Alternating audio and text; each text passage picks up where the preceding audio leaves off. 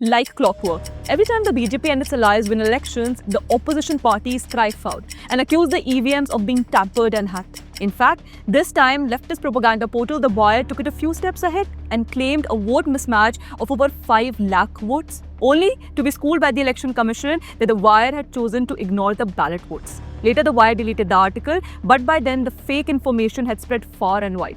But this is how the propaganda is spread, and The Wire's founding editor Siddharth Varadarajan knows it quite well. Any legal action against the portal and the journalist will then be claimed as an attack on freedom of press. The misleading media reports, however, are just the first step. They are picked up by politicians and activists who then claim that the EVMs are not reliable and how the BJP is winning because the machines are tampered. This constant attack on EVMs after every election aims to create a level of distrust among the citizens against the very process of elections. This then escalates to the main opposition parties calling for boycotting the election. We have recently witnessed in Bangladesh how the main opposition party, the BNP, which is closely associated with the fundamentalist Jamaat-e-Islami, boycotted the elections held last year. This led to Sheikh Hasina returning as Prime Minister in January this year. However, soon after, there were widespread protests in Bangladesh. These were portrayed as student protests who claimed to be protesting against the reservation of relatives of those who were killed in the 1971 Bangladesh War of Independence. However, these protests soon evolved into political protests, which resulted in persecution of Hindus in Bangladesh, who are believed to be supporters of Sheikh Hasina's Awami League.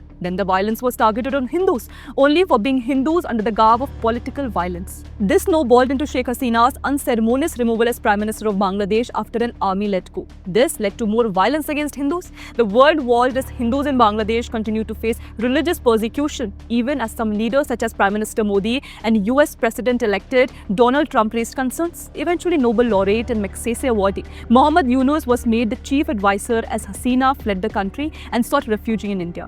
Yunus has since watered down the violence against Hindus by calling in propaganda. As of now, Bangladesh appears to be working in sync with how the Western masters of Yunus wanted him to work, even as the country drowns in the sea of lawlessness and uncertainty. But this is what some want for India.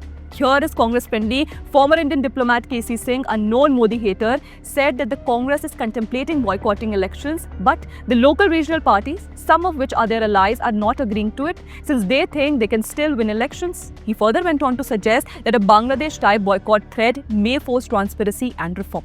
Which transparency and reform from Bangladesh is he talking about?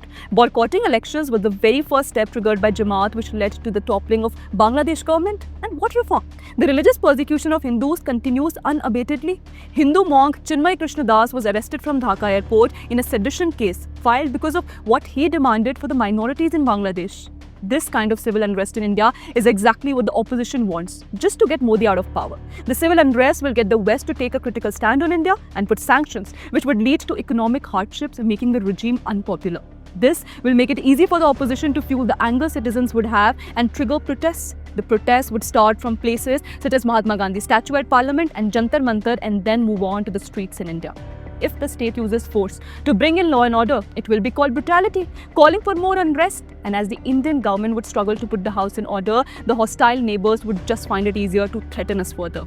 This will further lead to armed insurgencies resulting in civil war. This constant questioning of the independent institutions is part of the bigger plan which is aimed at destruction of India, so that the Congress can once again emerge as a masiha to save India. After all, the grand old party does have the savior complex when it comes to Indians.